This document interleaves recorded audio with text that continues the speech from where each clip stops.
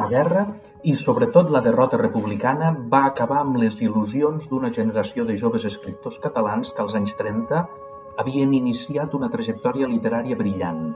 Mercè Rodoreda, Pere Calders, Salvador Espriu o, naturalment, Joaquim Amat Piniella.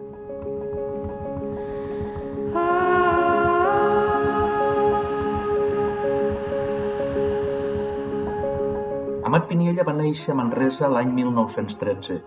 La República el va agafar, doncs, en plena efervescència de la joventut. Era un xicot ple d'inquietuds i d'idees, li agradava la música moderna, participava intensament en la vida política de la ciutat, col·laborava en diferents mitjans i ja havia publicat un llibre, Ombres al calidoscopi, que li havia prologat justament un altre jove bagenc amb molta projecció i que havia de morir assassinat al començament de la guerra, Josep Maria Planes. Després de la guerra, Amat Piniella es va exiliar i després de passar per alguns camps francesos va ser detingut per l'exèrcit alemany i deportat el gener de 1941 al camp de Mauthausen, on es va estar en aquest o en altres camps menors fins a l'alliberament el 1945.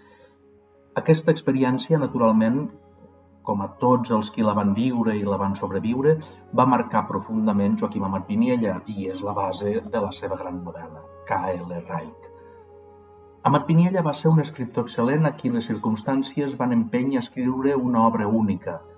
Va aportar a la literatura catalana una de les mostres més valuoses d'allò que s'anomena literatura concentracionària. Per això, caldria donar-li la importància que es mereix. Tot i la qualitat del conjunt bibliogràfic força coherent d'Amat Piniella, des del Casino dels Senyors, La pau a casa, A roda de solitaris, els poemes de les llunyanies i tantes altres, la seva obra més influent, transcendent i llegida, aquella que el fa únic, és la novel·la K.L. Reich, que va escriure després de sobreviure més de 4 anys en el camp d'extermini. En ser alliberats per les tropes aliades, els deportats d'aquests camps es van marcar un propòsit: explicar el que havien vist i viscut perquè el món ho conegués.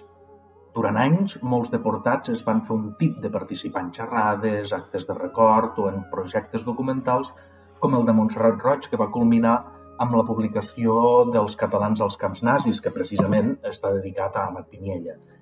Alguns van escriure unes memòries, més descriptives o més literàries, per deixar constància de les atrocitats que havia comès el règim nazi. Cadascú va difondre el testimoni de la millor manera que va poder. I com que Amat Piniella era novel·lista, el que va fer va ser escriure una novel·la. Sabia que no hi ha res com una peça literària de ficció per explorar els plecs més autèntics de la naturalesa humana. En el seu cas, per explicar la deshumanització que representaven els camps, perquè el gran tema de K.L. Reich és la deshumanització. I aquesta és la gran lliçó literària de Joaquim Amat Piniella, que hi pot haver més veritat i autenticitat en una obra de ficció que en un llibre de memòries. K.L. Reich és una ficció novel·lada, sí, però és, sobretot, una obra literària carregada de veritat. I aquesta veritat es veu, per exemple, quan un dels personatges mostra una contradicció vital en parlar de l'egoisme necessari per sobreviure al camp. Diu: cal salvar el que es pugui i l'única manera d'aconseguir-ho és que cadascú procuri ésser dels que quedaran. L'egoisme és la llei del camp. És un verí en la nostra existència i al mateix temps l'antídot.